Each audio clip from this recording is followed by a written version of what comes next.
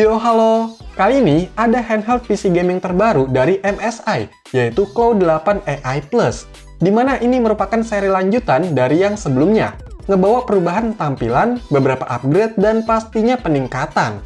Dari boxnya ini makin meriah ya, dengan gambar naganya yang makin gede, dan tulisan Cloud yang makin garang. Apakah performanya garang juga?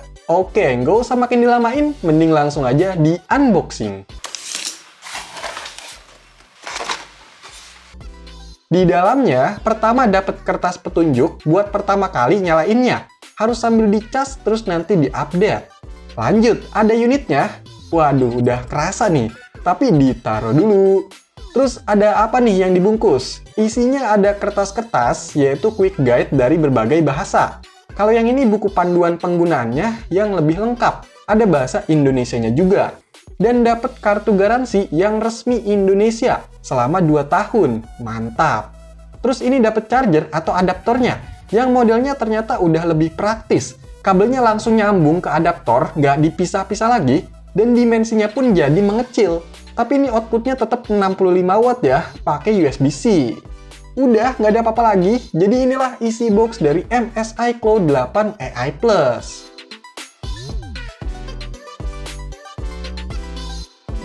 Lanjut, cek unitnya. Wis, oke nih. Udah cukup kelihatan ya bedanya. Dari warnanya ini dual tone atau ngegabungin 2 warna, yaitu hitam dan sandstone, atau agak kecoklatan gitulah ya. Kelihatannya soft, nggak yang ngejreng banget warnanya, masih kalem. Tapi kalau ngelihat tempelan plastik ini, kita nggak bisa kalem ya, langsung dikletek ae. Nah, di bagian depannya ini ada layar yang ukurannya 8 inch. Bawahnya ada tulisan MSI yang agak samar. Kalau di sebelah kirinya ada analog atau joystick yang dikelilingin lampu RGB. Ada D-pad yang ngebulet, tombol view atau select, dan MSI Center M. Di kanannya ada tombol action XYAB yang transparan ya, dibikin glossy. Terus tombol menu atau start, tombol quick setting, ada analog lagi, dan ada tempelan Intel Core Ultra 7. Oh iya, untuk speaker dan mikrofonnya ini ada 2 ya, di kiri dan kanan. Untuk bagian sisi atasnya, ini makin rame juga. Ada tombol LBRB dan LTRT. Terus ada tombol power yang sekaligus fingerprint scanner. Ada lampu indikator, slot micro SD, ada lubang USB Type-C yang sekarang udah dikasih 2 nih. Terus ada tulisan Cloud, lubang jack audio, tombol pengatur volume, dan ada lubang ventilasi. Untuk sisi bawahnya ini rame juga ternyata. Sama tulisan-tulisan keterangan serial number, model, kode, dan lain-lain. Tapi di bagian belakangnya ini juga masih ada ya tulisan-tulisan itu. Di belakangnya ini ada tombol micro M1, M2, lubang ventilasi, dan logo naga MSI. Nah, kalau untuk bolongan yang ini, saya kurang tahu dah buat apaan ya. Untuk bahan bodinya ini plastik dengan finishing doff. Tapi untuk bobotnya ini lumayan berat ya, karena dimensinya termasuk besar. Begitu juga untuk layar dan baterainya. Bagian belakangnya ini ada semacam tekstur garis-garis yang agak menonjol. Memang untuk gripnya masih oke, nggak yang licin, termasuk nyaman lah buat tangan. Tapi secara look kesannya jadi kurang clean, makin rame. Kalau depannya ini menurut saya masih oke, apalagi dengan warna dual tone yang nggak pasaran. Bentuknya juga ini nggak ngebuntut ke tren yang udah banyak dipakai. Kelihatannya lebih kotak, tapi nggak yang banyak punya sisi tegas dan sudut lancipnya.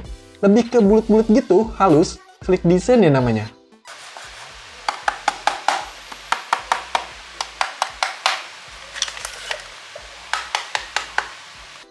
Oke, dicolok-colok nih, dan coba dinyalain, semoga bisa nyala. Yes, nyala!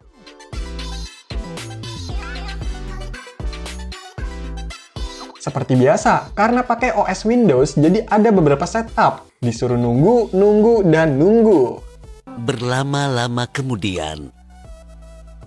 Dan inilah tampilan awal dari MSI Cloud 8. Jadi dia pakai OS Windows 11 Home versi 24H2 dengan prosesor Intel Ultra 7 258V up to 2,20 GHz. GPU-nya Intel Arc 140V, RAM-nya 32 GB dual channel yang udah kepake sekitar 7 GB-an dan sisanya 24 GB. Terus penyimpanannya udah pakai SSD NVMe dengan kapasitas 1 TB yang udah kepake sekitar 67 GB. jadi sisanya 865 GB. Layarnya ini 8 inch Full HD IPS level, refresh rate-nya 120 Hz. Untuk sisi konektivitas udah pakai Wi-Fi 7 sama Bluetooth 5.4. Terus baterainya ini gede cuy, berkapasitas 80 Wh. Dan untuk harganya, dengan varian spesifikasi yang disebutkan tadi, ada di Rp14.999.000. Buat yang minat bisa cek linknya di deskripsi ya.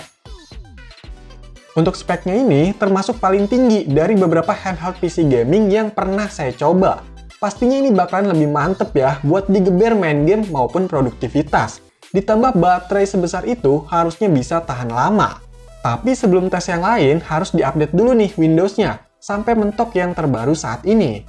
Terus di MSI Center M-nya juga diupdate biar ada penambahan fitur, pembaruan driver, perbaikan, atau bahkan peningkatan performanya.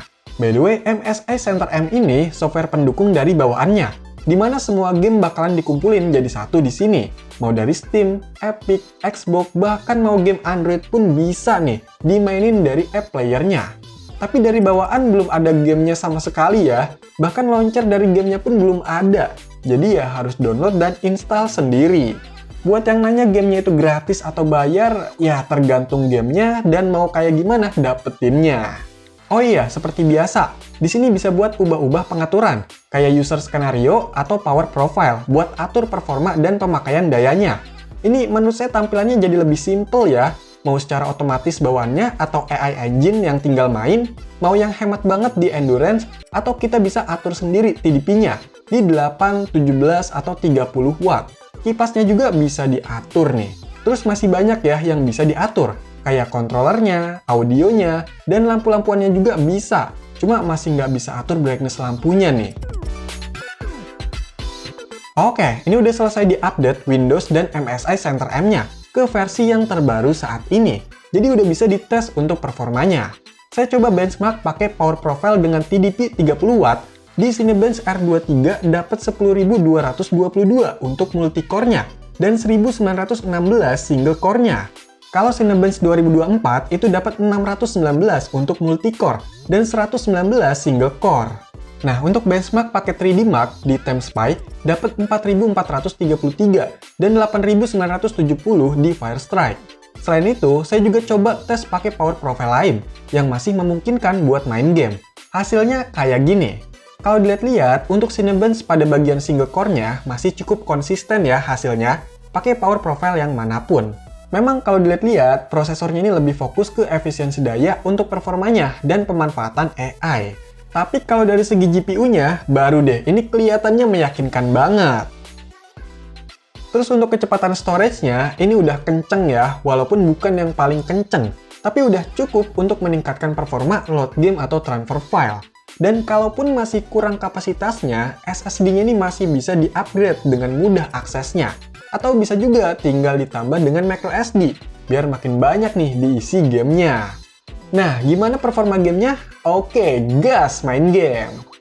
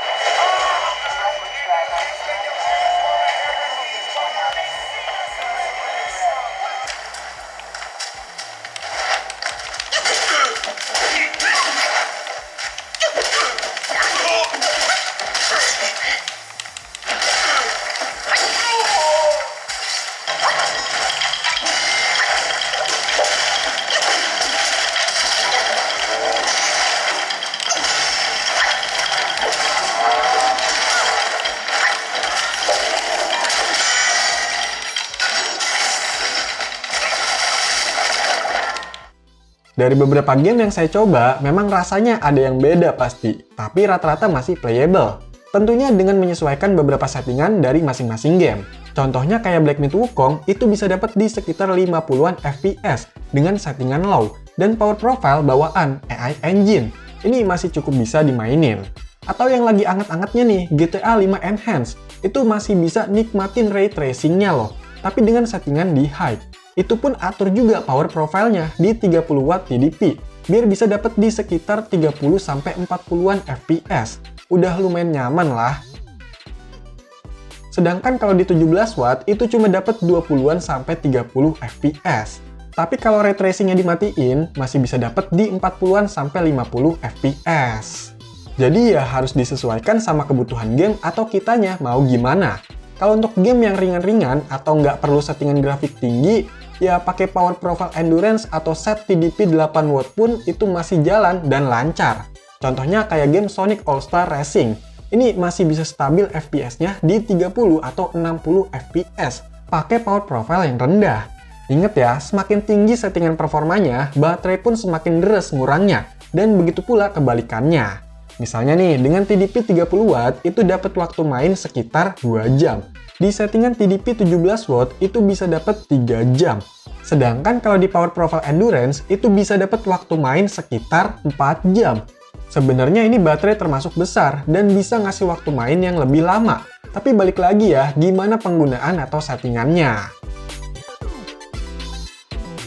Untuk tombol-tombolnya ini nggak jauh beda ya dari sebelumnya. Kayak dari layout dan modelnya itu masih sama-sama membran. Cuma kayak agak lebih renggang di tombol actionnya. Dan di padnya itu agak cekung di tengah-tengahnya. Menurut saya sedikit perubahan ini jadi lebih enak. Ditambah tombol LB dan RB-nya ini sekarang udah kliki. Jadi lebih nyaman dipencetnya.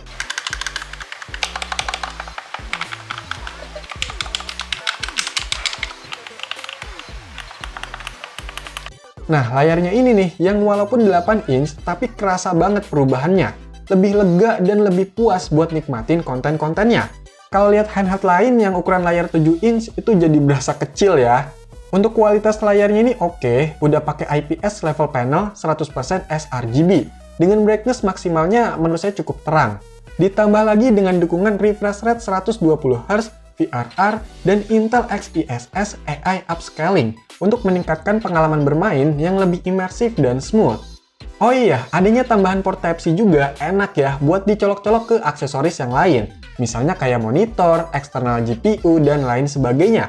Karena dia udah Thunderbolt 4. Untuk suhu panasnya juga saya rasa masih aman-aman aja kok. Tetap menggunakan Cooler Boost Hyperflow yang cukup efektif buat ngejaga suhunya.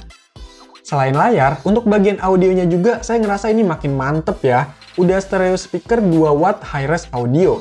Ini ngasilin suara yang lebih ngebulet, bassnya kerasa, dan kenceng.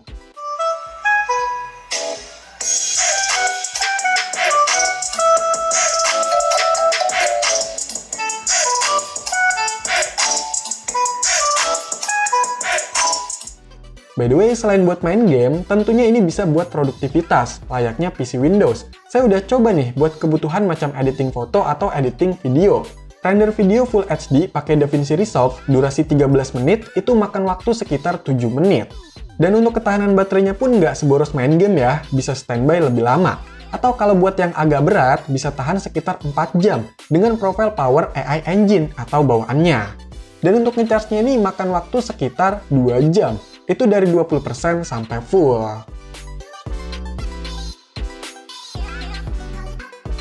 Di Cloud 8 AI Plus ini, menurut saya MSI kayak ngedengerin masukan-masukan atau bahkan kritikan dari seri sebelumnya. Makanya di Cloud 8 AI Plus ini banyak hal yang lebih disempurnakan dan dioptimalkan. Kayak dari performanya, dayanya, audio, tombol-tombol, layarnya, dan beberapa hal kecil lainnya. Tapi ya tetap ada beberapa catatan. Layar besar, bodi pun ikut melebar. Memang jadi makin puas sih mainnya, tapi buat yang tangannya agak kecil, kayaknya harus nyobain langsung dulu deh, ngepasin. Dan makin besar kayak gini, bakalan makin banyak ruang kalau untuk dibawa-bawa. Dan jangan sampai jatuh ke muka sih kalau main sambil rebahan. Lumayan tuh sakitnya. Terus yang gak kalah penting, Intel masih dalam proses ekstra untuk memaksimalkan performa dan optimalisasi. khususnya untuk perangkat handheld seperti ini. Jadi masih ada game yang kurang optimal, padahal dari segi spek harusnya sih masuk. Tapi untungnya, Intel masih lumayan gencer ya untuk ngembangin dan rajin ngasih update-annya. Makin kesini emang makin kerasa lebih baik kok. Ya semoga aja tetap ada update-an ke depannya, biar makin optimal lagi nih. Oke, jadi itulah handheld PC gaming yang menggunakan prosesor Intel terbaru. Lebih mantap performanya dan lebih tahan lama, yaitu MSI Cloud 8 AI+. Silahkan dikomentarin, like, share, dan subscribe channel ini. Terima kasih.